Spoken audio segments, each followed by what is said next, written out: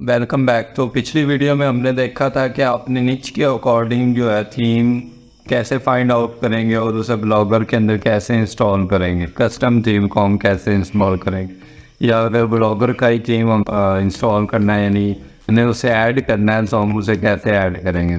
तो चलते हैं वीडियो की तरफ।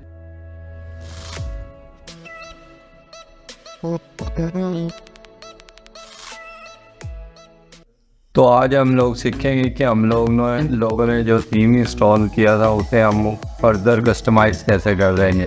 फॉर एग्जांपल हम उसमें मेन्यूज़ कैसे ऐड करेंगे, सब मेन्यूज़, टैब, सब टैब, ये सब कुछ आज हम सीखेंगे। चलते हैं हम लोग कंप्यूटर की स्क्रीन पे।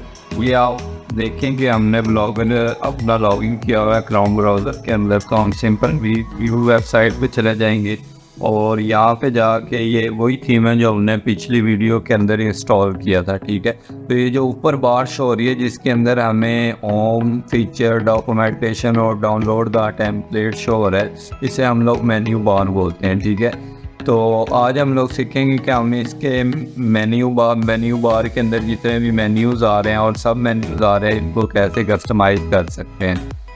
तो सिंपल हमने अपने वेबसाइट के अंदर लेआउट पे चले जाना है और लेआउट्स पे क्लिक करके यहाँ लेआउट्स पे चले जाना है और लेआउट में मेन मेन्यू के साथ आपको एडिट का एक कर्सर का शो हो रहा होगा, बहुत पॉइंट सी शो हो रही होगी, इसको आपने सिंपल क्लिक कर देना है। ठीक है, इस पर जैसे ही क्लिक करेंगे तो हमारे पास ये एक न्यू विंडो शो हो जाएगी जिसके अंदर हमारे पास जितने भी मेन्यूज़ ऐड हुए हैं उनके आगे सब मेन्यूज ऐड हुए हैं वो हमारे पास शो हो रहे होगी।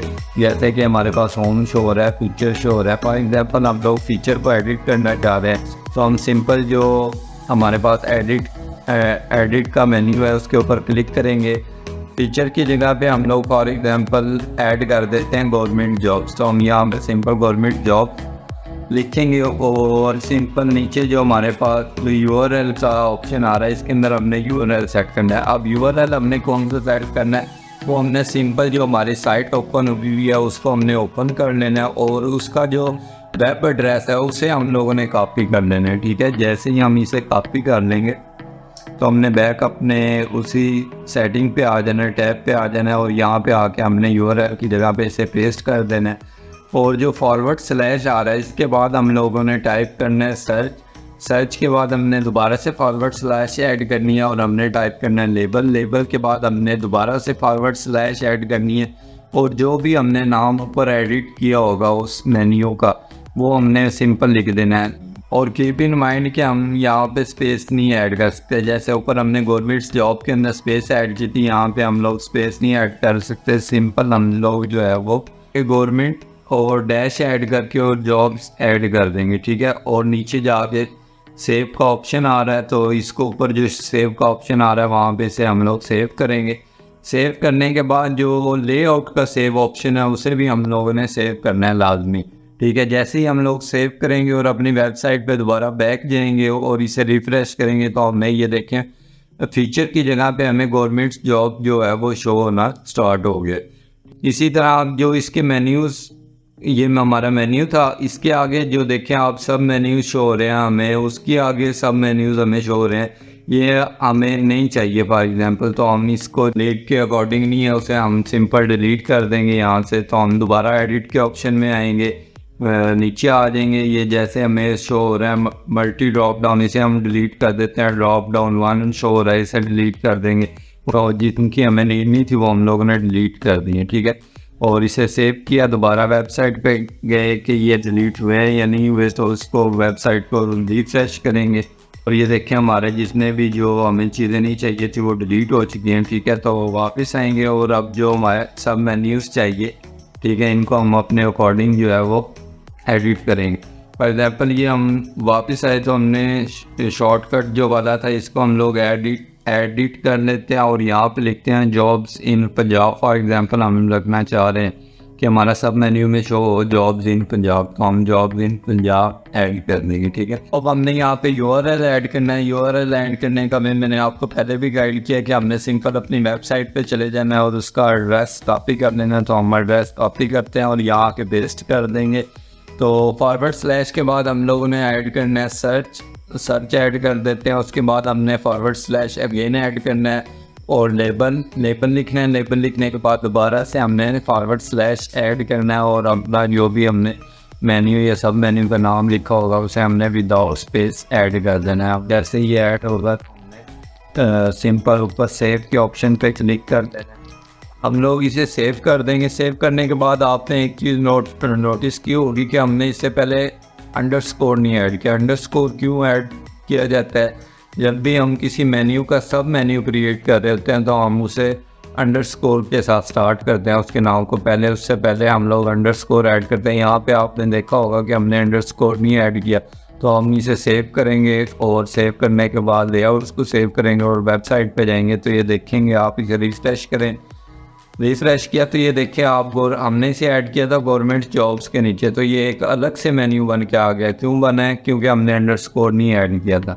ठीक है, तो हम लोग वापस आएंगे। इसको दोबारा इसके सब मेन्यू क्रिएट करना है। हमने इसे गवर्नमेंट जॉब्स के नीचे हमने पंजाब वाले को सेक्शन को लेके आना है, तो हम इसे सिंपल एडिट पे जाएंगे दोबारा और यहाँ पे अंडरस्कोर ऐड करके इसे दोबारा से हम लोग सेव कर देंगे। जैसे ही हम लोग सेव करेंगे तो हम जो है साइट मैप वाले को भी एडिट कर देते हैं। इसकी जगह पे हम लोग अंडरस्कोर से आगे हम लोग ऐड कर देते हैं जॉब्स इन KP के। ठीक है, और नीचे इसका हम लोगों ने URL ऐड कर देना है। वही वे है जो मैंने आपको पहले गाइड किया है। जॉब्स इन KP के है फॉर एग्जांपल, तो हम जॉब्स इन KP के ही ऐड कर दें। ठीक है, और इसे हम लोगों ने सेव कर देना है। सिंपल सेव किया तो आउट को सेव करेंगे और रिफ्रेश करेंगे हम लोग पेज को। ये हम देखेंगे कि जॉब्स के नीचे हमारे दोनों सेक्शन शो हो रहे हैं। ये अब तक हमने देखा कि हमने जो पुराने मेन्यूज हमारे बने हुए थे या सब मेन्यू को कैसे एडिट किया।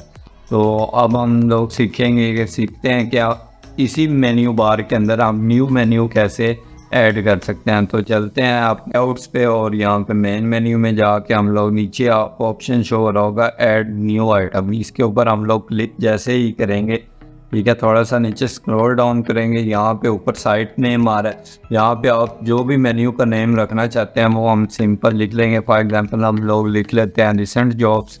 रिसेंट जॉब मैंने टाइप कर दिया। नीचे हमने उसी तरह URL वही भी है, सिंपल मैं ऐड कर देता हूँ। URL ऐड कर दें। ऐसे URL हमारा ऐड हो जाएगा। हम लोग इसको सेव करेंगे। सेव करने के बाद लेआउट को सेव करेंगे। लेआउट सेव करने के बाद हम लोग सिंपल अपने साइट पे चले जाएंगे और इसको रिफ्रेश करेंगे।